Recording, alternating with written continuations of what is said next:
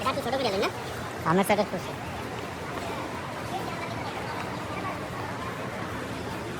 কান্দি ভাই ছুটি যাচ্ছে, আমরা যাচ্ছি না। সাকিব হ্যালো হ্যালো গাইস, আসসালামু আলাইকুম। কেমন আছেন সবাই? চলে আসলাম আর একটা ব্লগ ভিডিও নিয়ে। আজকে মূলত যাচ্ছি আমাদের প্রবাস জীবনের সহকর্মী সাইদুল ভাই।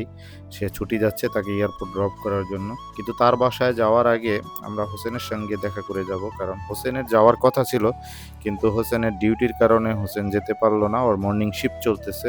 তো বললো ঠিক আছে, আমার সাথে দেখা করে যেন, আমি আপনাদের কফি খাওয়াবো। তো চিন্তা করলাম যেহেতু এত ভোর কফির দরকার আছে, কফি খেলে ঘুমের লাইটা কেটে যাবে। আর আসলে মূলত এয়ারপোর্ট এখান থেকে বেশি দূরে না, সব মিলিয়ে 40-45 কিলো হবে খোবার, আমার মানে আমরা যেই শহরে থাকি আলখোবার, খোবার থেকে। তো যাই হোক, সাইদুল ভাইয়ের বাসায় যাওয়ার আগে হোসেনের সাথে কিছুক্ষণ আড্ডা দিলাম। হোসেনের আসলে যাওয়ার খুব ইচ্ছা ছিল, কিন্তু দায়বদ্ধতা ডিউটির কারণে হোসেন যেতে পারলো না। সেটার জন্য হোসেন অনেক আফসোস করলো, কিন্তু কিছু করার নেই। প্রবাস জীবন আসলে এক একজনের ডিউটি এক এক রকম হয়। যাই হোক, হোসেনের এখান থেকে বিদায় নিয়ে আমরা এখন রওনা দিতেছি সাইদুল ভাইয়ের বাসার দিকে, যদিও এখান থেকে বেশি দূরে না। আর যেহেতু শুক্রবার ভোরে রাস্তাঘাট একদম ফাঁকা, তাই সময় লাগেনি। তো দেখতে দেখতে আমরা চলে আসলাম এই যে সাইদুল ভাইয়ের বাসায়। সে নতুন জামাই সেজে একদম মনে হচ্ছে তার বিয়ে।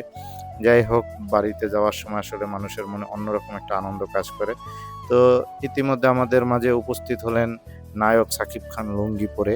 যাই হোক, আসলে সাকিব খানের যাওয়ার কোনো প্ল্যান ছিল না আমাদের সাথে এয়ারপোর্ট, কিন্তু এক পর্যায়ে তারও যেতে ইচ্ছে হলো, তাই সে এখন উপরে চলে গেছে।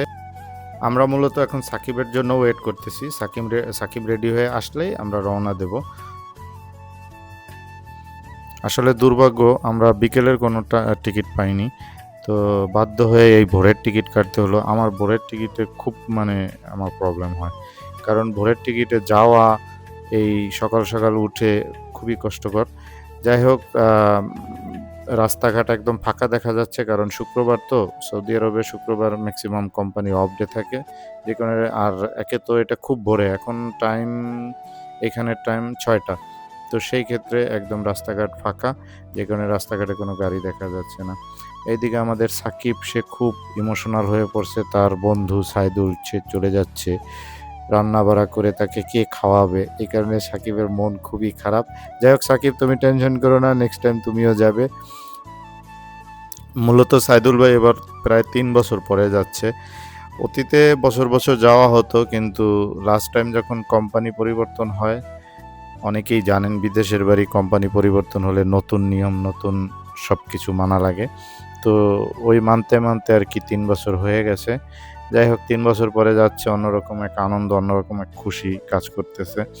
তো রাস্তাঘাট ফাঁকা হওয়ার কারণে খুব দ্রুতই চলে যাচ্ছি।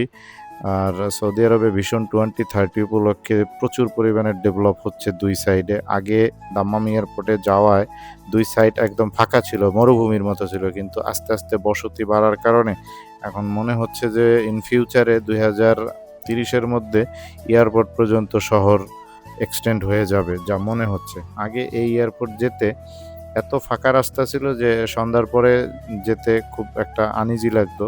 আর এখন সেই এয়ারপোর্ট রোড দুই সাইডে এত পরিমাণ ডেভেলপ হচ্ছে, যা ভাষায় প্রকাশ করতে পারবো না। যাই হোক, গল্প গুজব চলছে। সাইদুল ভাইকে পরামর্শ দিচ্ছি, বলে দিচ্ছি দেশে গিয়ে এখন বর্তমানের যে পরিস্থিতি, রাজনীতির কোনো পেঁচাল পারা যাবে না। যাবেন, ফ্যামিলিকে টাইম দিবেন, বাচ্চাদেরকে টাইম দিবেন, কোনো ধরনের কোনো বাজে আড্ডায় যাওয়া যাবে না, এই আর কি। দুই সাইডে এরকম ফাঁকা জায়গা দেখে সাকিব আবার বলতেছে, ভাই তাহলে চলেন গাড়িটা একটু ব্রেক দিয়ে সাইদুল ভাইকে নিয়ে 2-4টা সান্ডা ধরে আসি, যেহেতু সান্ডার একটা ট্রেন্ডিং চলতেছে। ইতিমধ্যে আমাদের সামনের গাড়িতে দেখতে পাচ্ছেন আরব দেশের ঐতিহ্যবাহী দুম্বা। তো সাকিবকে বললাম, সাকিব একটা দুম্বা তোমার সাইদুল ভাইকে পার্সেল করে দিয়ে দাও।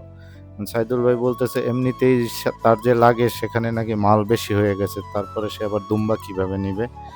যাই হোক, সাকিব সে লোভ মানাইতে পারতেছে না, সে বলতেছে ভাই গাড়িটা একটু ব্রেক দেন, দুই সাইডে যেভাবে মরুভূমি ফাঁকা দেখা যাচ্ছে, ঠান্ডা অবশ্যই পাওয়া যাবে।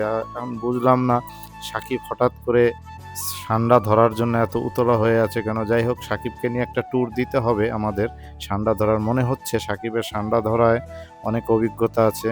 যাই হোক, সাইদুল ভাইকে আগে সহি সালামত এয়ারপোর্ট দিয়ে আসি, তারপরে আমরা ঠান্ডার বিষয়টা নিয়ে পরে দেখা যাবে কি করা যায়। যদি ঠান্ডা ধরি তাহলে সাকিবকে নিয়ে আমরা সেটার ভিডিও করব এবং সেই ভিডিও আপনাদের কাছে আমরা প্রকাশ করব। তো দেখতে দেখতে আমরা চলে আসলাম এয়ারপোর্টে। এখন আমরা চলে যাব ডিপারচার এরিয়ায়। ডিপারচার এরিয়া মূলত মানে ফার্স্ট ফ্লোরতে মানে উপরে থাকে। তো সেই হিসাবে আমরা ডিপারচার এরিয়ায় চলে আসলাম। যদিও এখানে কনস্ট্রাকশন কাজ চলতেছে, আগে তো এরকম ছিল না, আজ হঠাৎ। আমি প্রথমে সাইদুল ভাইকে আর তানজিব সাকিবকে এখানে ড্রপ করে আমি চলে যাব পার্কিংয়ে, কারণ গাড়ি পার্কিং তো আর এখানে রাখা যাবে না। তাই এনাদেরকে আগে এখানে আমি ড্রপ করব, তারপর আমি চলে যাব সরাসরি পার্কিংয়ে। পার্কিং করে তারপর তাদের সাথে মিট করব। দাম্মাম কিং ফাহাদ ইন্টারন্যাশনাল এয়ারপোর্টের মসজিদটা আমার খুব ভালো লাগে।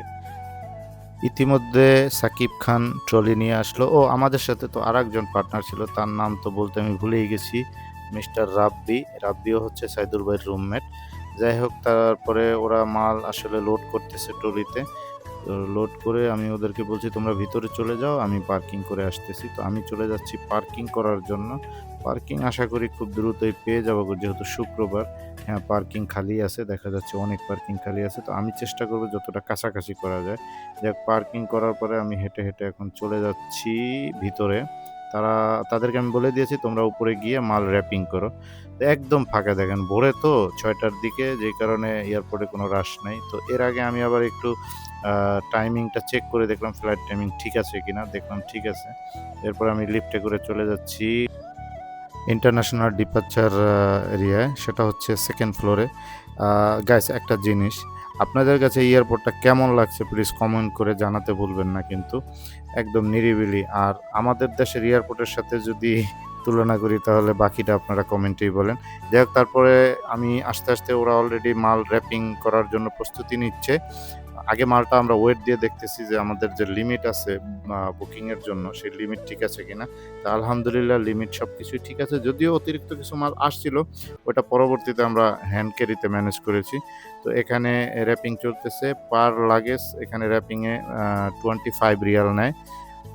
তো এর ফাঁকে আমি আরেকবার আবার টাইমিংটা চেক করে দেখলাম যে ঠিক আছে কিনা, ফ্ল্যাট টাইমিং, কোনো মিস নাই, ঠিক আছে। এরপরে সাইদুল ভাই চলে গেল বুকিং দিতে। তো বুকিংয়ের ওইখানে আবার অন্য লোক অ্যালাউ না, তো সে বুকিং দিতেছে। এই ফাঁকে আমরা আবার একটু এয়ারপোর্টের ভিডিও টিডিও করে নিলাম। আপনাদের কাছে এয়ারপোর্টটা কেমন লাগছে কমেন্ট করে জানাতে ভুলবেন না কিন্তু।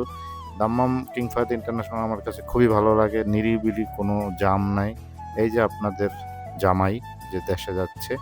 এরপর সকল প্রস্তুতি ডান, বুকিং ডান, এখন চলে যাচ্ছে ফাইনাল বিদায়ের দিকে। ফাইনাল গেট অতিক্রম করেই চলে যাবে ইমিগ্রেশনে। তো সেই পর্যন্ত আমরা তাকে আগিয়ে দিতে যাচ্ছি।